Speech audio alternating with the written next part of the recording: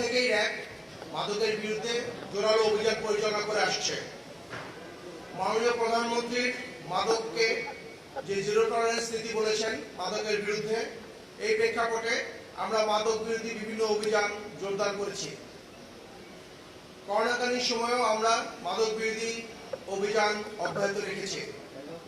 চলো যাই যুদ্ধে মাদকের বিরুদ্ধে এই মূল মন্ত্রে সারা দেশব্যাপী র্যাব বিভিন্ন মাদক অভিযান পরিচালনা করে আসছে। মাননীয় প্রধানমন্ত্রীর জিরো টলারেন্স নীতির আলোকে আমরা বলতে চাই, কেউ আইনের ঊর্ধ্বে নয়। যারা এই মাদকের সাথে জড়িত হবে তাদের বিরুদ্ধে আমরা আইনানুগ ব্যবস্থা গ্রহণ করব।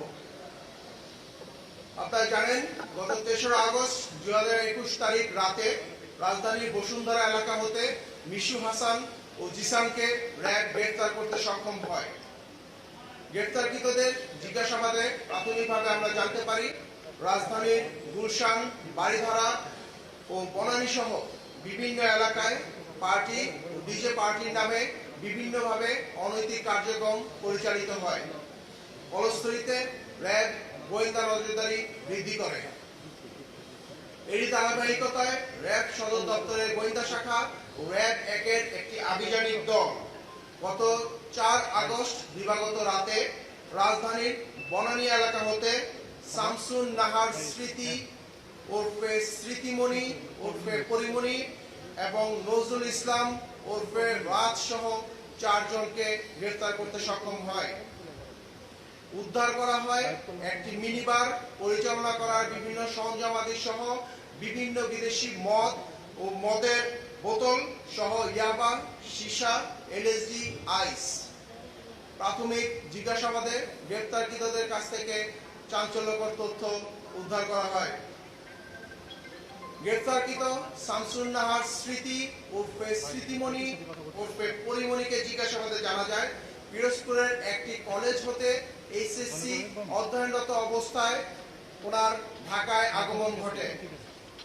২০১৪ সালে তিনি প্রথম একটি ছবির মাধ্যমে চিত্রজগতে অন্তর্ভুক্ত হন।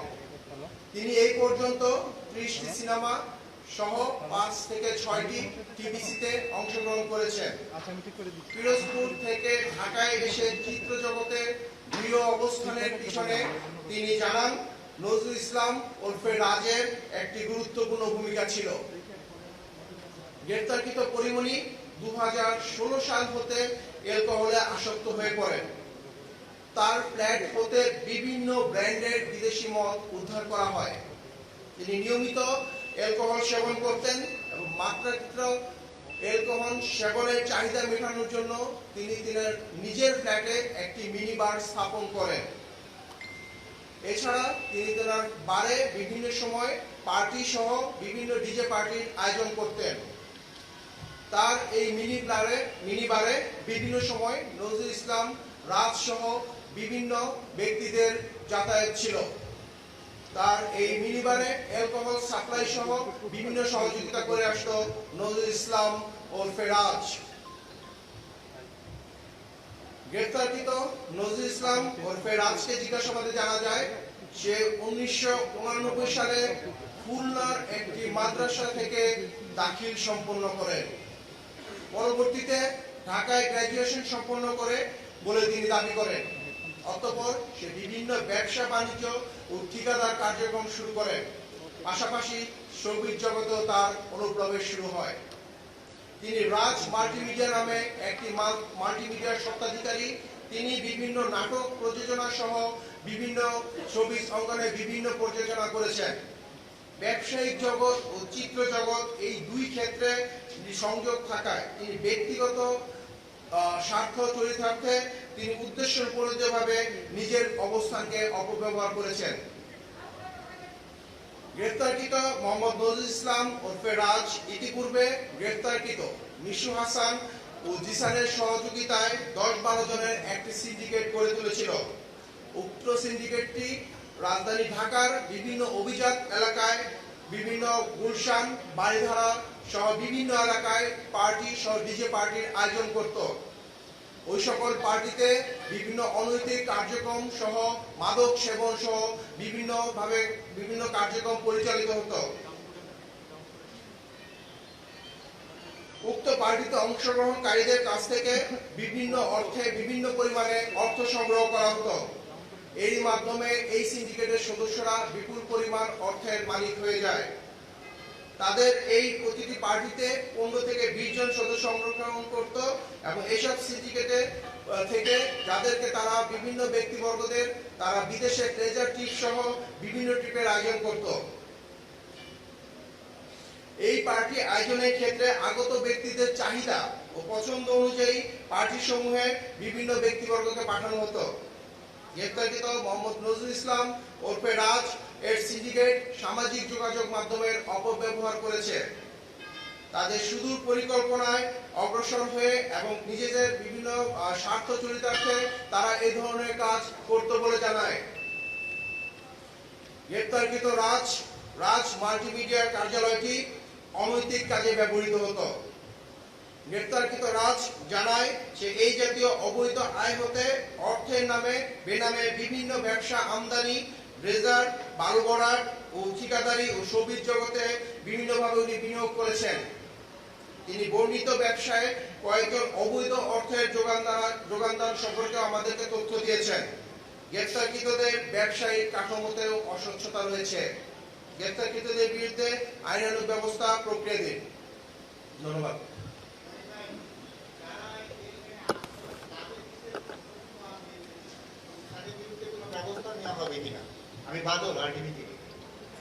ধন্যবাদ আপনাকে।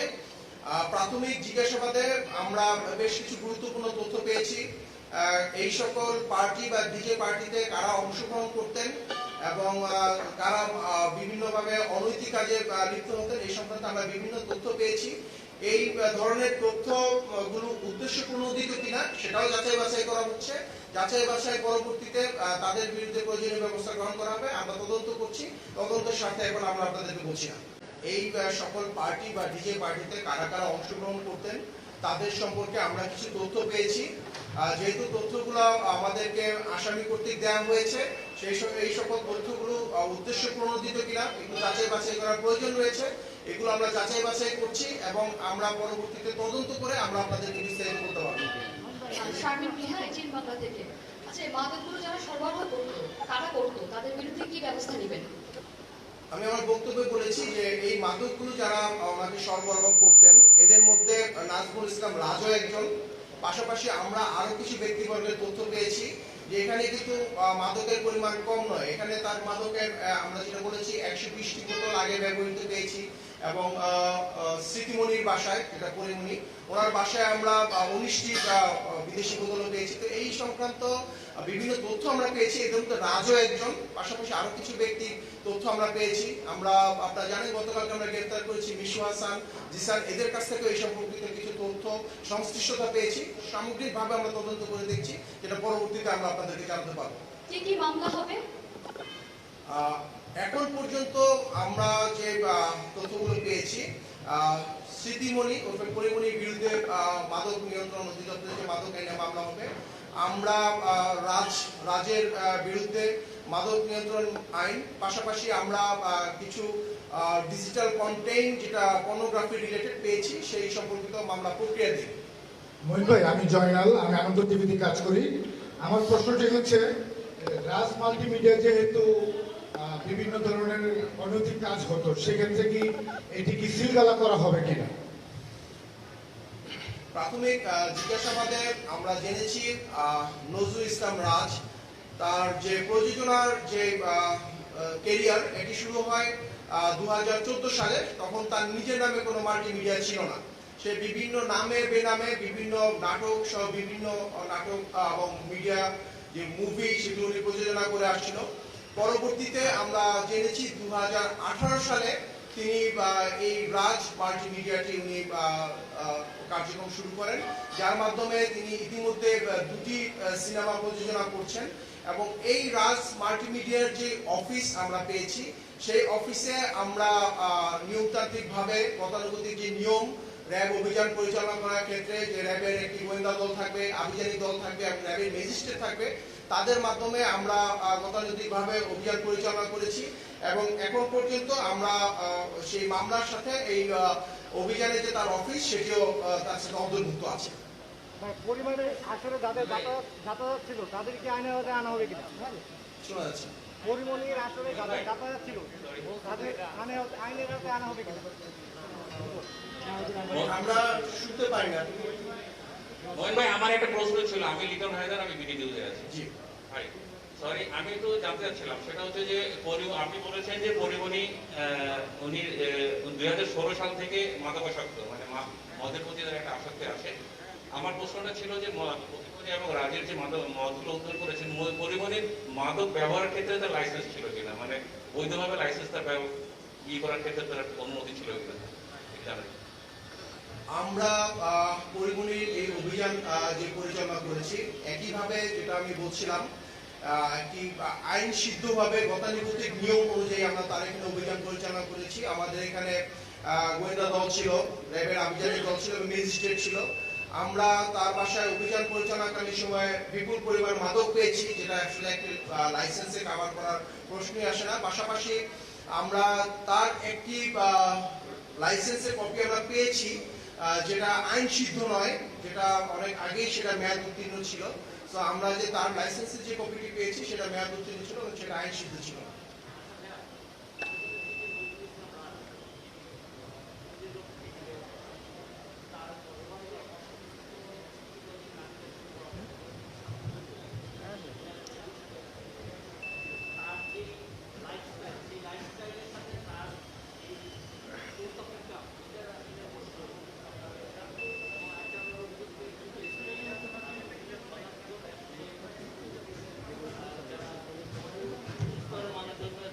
তাদেরকে টার্গেট করে তাদের কাছে এই ধরনের এই যুক্তি বয়সী যে নারী আছে তাদেরকে এভাবে বিভিন্ন কাজে, অনৈতিক কাজে ব্যবহার করতো, এটা আসলে কতটুকু সত্যতা পেয়েছে?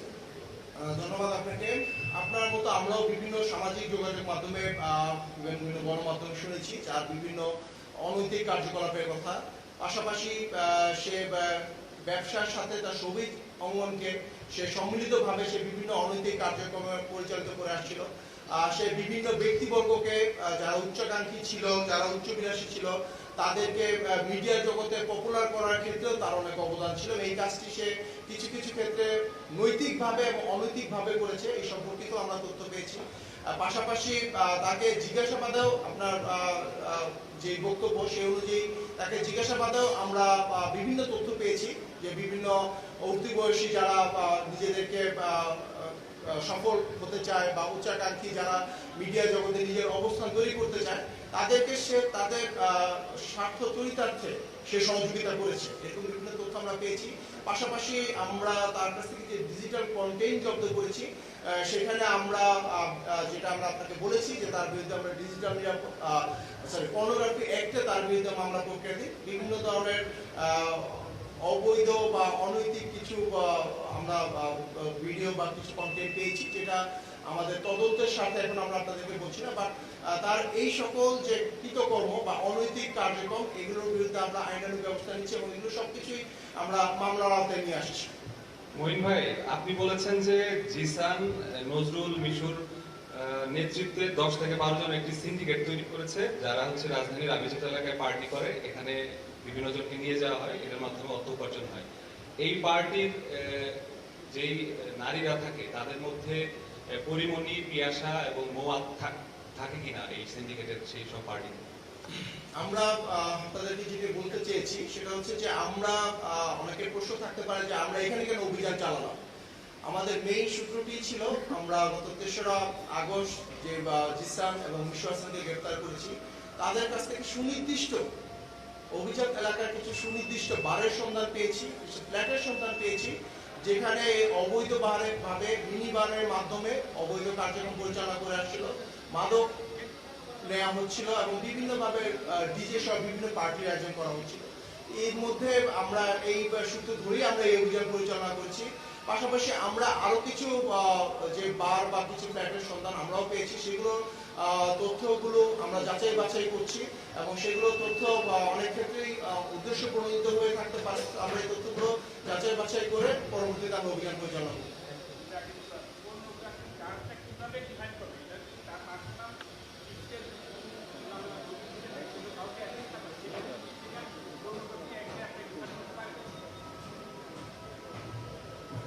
সেটা পারেন?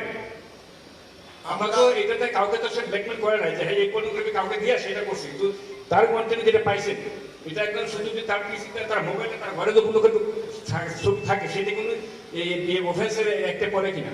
প্রাথমিক জিজ্ঞাসাবাদে বা বিভিন্ন অভিযুক্তের বক্তব্য অনুযায়ী, পাশাপাশি মিশু হাসান এবং জিশানের বক্তব্য অনুযায়ী আমরা জেনেছি তার মোবাইলে বা তার কাছে যে বিভিন্ন সময় বিভিন্ন উঠতি বয়সী মানুষের কন্টেন্ট ছিল, এই কন্টেন্টগুলো সে উদ্দেশ্য প্রণোদিতভাবে, আমি আমার বক্তব্যে বলেছি উদ্দেশ্য প্রণোদিতভাবে সে ব্যবহার করেছে বিভিন্ন সময়, যেটা অনেক ক্ষেত্রেই তার নিজের স্বার্থ চরিতার্থে, অনেক ক্ষেত্রেই কোনো ইন্ডিভিজুয়ালি কারো স্বার্থ চরিতার্থে ব্যবহার করা হয়েছে। সেই ক্ষেত্রে আমাদের যারা আইনজ্ঞ আছে, এটা আইন সিদ্ধ কিনা তারা এটা পর্যালোচনা করেছে। এই পর্যালোচনার প্রেক্ষিতে আমরা তাদের বিরুদ্ধে এই অভিযোগ থানায় উপস্থাপনের মাধ্যমে তাদের বিরুদ্ধে মামলা দায়ের করা হয়। পার্টিকুলারলি পরিমণিটা তো আপনার একটা ভিকটিম লাগবে, এরকম ভিকটিম পাইছেন আপনারা? পরিমণিটা ভিকটিম লাগবে কি জন্য? এগুলো যদি পর্নোগ্রাফি করে, আমরা পরিমণির বিরুদ্ধে কোনো পর্নোগ্রাফি অ্যাক্ট বলা হয়নি। পরিমণির বিরুদ্ধে বলা হয়েছে মাদক নিয়ন্ত্রণ অধিদপ্তরের যে আইন, সেটা অনুযায়ী মামলা দায়ের করা হচ্ছে। থ্যাংক ইউ ভাই, থ্যাংক ইউ, থ্যাংক ইউ। আচ্ছা।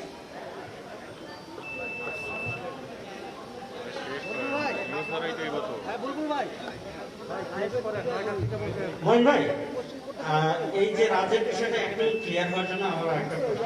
আপনি বলেছেন যে উদ্দেশ্য প্রণোদিত ভাবে সে পর্নোগ্রাফি কন্টেন্ট গুলো তৈরি করতো, এটা কি কন্টেন্ট তৈরি করতে কি বলছি? না? আচ্ছা, তার পিসিতে পাওয়া গেছে, এগুলো কি তার বাণিজ্যিক উদ্দেশ্য ছিল না ব্ল্যাকমেইলিং ছিল?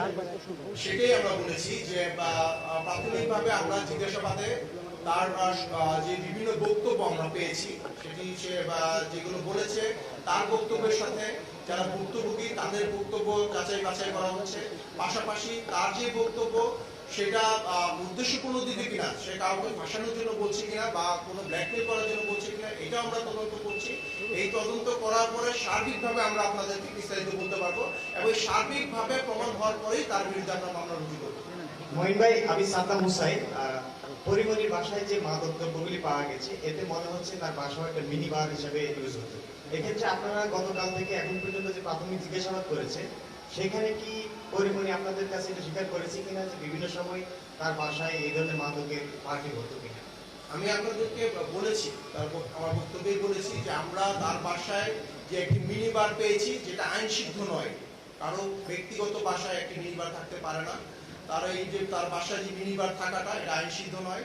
পাশাপাশি উনি আমাদেরকে প্রাথমিক জিজ্ঞাসাবাদে বলেছেন যে উনি অনেক ক্ষেত্রেই, যেহেতু উনি একটু অতিমাত্রায় মাদকাসক্ত বাজনা ছিলেন, অনেক ক্ষেত্রে অতিমাত্রায় অ্যালকোহল গ্রহণ করতেন, এই জন্য উনি ওনার প্রাথমিক জিজ্ঞাসাবাদে বলেছেন যে উনি তার বাসায় ফ্ল্যাটে এই ধরনের বার উনি মেনটেন করে দিয়েছেন।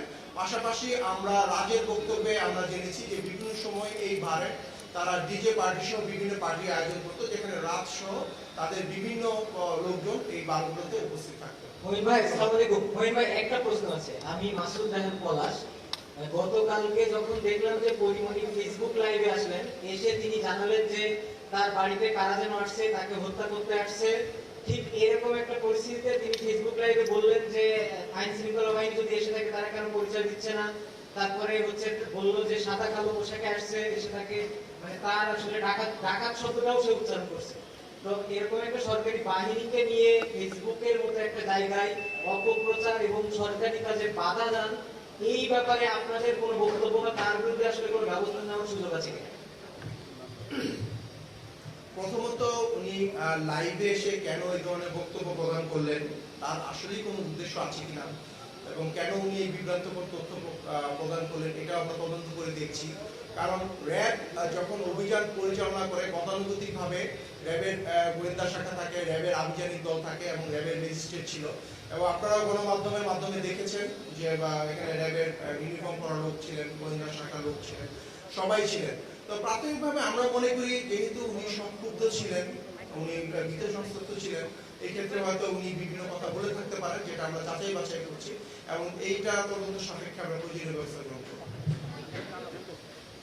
ভাই, আমি একটা প্রশ্ন করতে চাচ্ছি। মহিন ভাই, যে পরিমণি নেতৃত্বাধীন এই চক্রের হাতে এখন পর্যন্ত কতগুলো মানুষ ভিকটিম হয়েছে বা ব্ল্যাকমেইলিং এর শিকার হয়েছে? আমি যেটা আপনাদেরকে বক্তব্য বলেছি যে পরিমনির চক্রগুলি নিয়ে আমরা বলেছি নজরুল ইসলাম, রাজ, তারপরে জিসান, মিশু, এই একটি সংঘবদ্ধ চক্র ছিল যারা বিভিন্ন সময় এই ধরনের অপকর্ম করতো পার্টির নামে বা বিভিন্ন ডিজে পার্টির মাধ্যমে অনৈতিক কার্যকলাপ করতো। এই চক্রে আমি বলেছি যে অলরেডি 10 থেকে 12 জন রয়েছে। এই চক্রকে আমরা বিভিন্নভাবে তাদেরকে গোয়েন্দা জালে আটকে তাদেরকে গ্রেফতারের চেষ্টা করছি। পাশাপাশি এই চক্রের মাধ্যমে কেউ প্রতারিত হয়েছে কিনা এই সম্পর্কে বিভিন্ন তথ্য আমরা পেয়েছি। আমি বারে আপনাদেরকে বলছি যে এই তথ্যগুলো উদ্দেশ্য প্রণোদিত কিনা বা কারো স্বার্থ চরিতার্থ করার জন্য কিনা এটার জন্য আমাদের তদন্ত প্রয়োজন। এই তদন্তগুলো আমরা করছি। এই তদন্ত পরবর্তীতে আমরা আপনাদেরকে ডিটেইলস বলতে পারবো। আরেকটা প্রশ্ন আছে। Last question. হ্যাঁ, আরেকটা কোশ্চেন হচ্ছে মঈন ভাই, যে আপনারা যখন পরিমনির বাসা থেকে বিভিন্ন মাদক দ্রব্য উদ্ধার করেছেন, এর মধ্যে আমরা দেখতে পেয়েছি যে অতি সম্প্রতি যে মাদকটি আমাদের দেশে এসেছে এলএসডি এবং আইস, এই ধরনের মাদকও রয়েছে। তো আপনারা তদন্তে কি পেয়েছেন? এই মাদকগুলোতে সে কতদিন ধরে আসক্ত বা কাদের কাছ থেকে সে এগুলো সংগ্রহ করতো? ধন্যবাদ। ধন্যবাদ আপনাকে। আমি প্রথমে আমার বক্তব্যে বলেছি যে নায়িকা পরিমনি উনি 2016 সাল থেকে উনি নিয়মিত মাদক সেবন করতেন এবং পরবর্তীতে বিভিন্ন সময়ে উনি বিভিন্ন ধরনের মাদক সেবন করেছে এবং এটাই হচ্ছে বক্তব্য। ওনার বাসায় আমরা যা পেয়েছি এটি উপস্থাপন করে উনি বলেছেন যে এটা বাসা ছিল।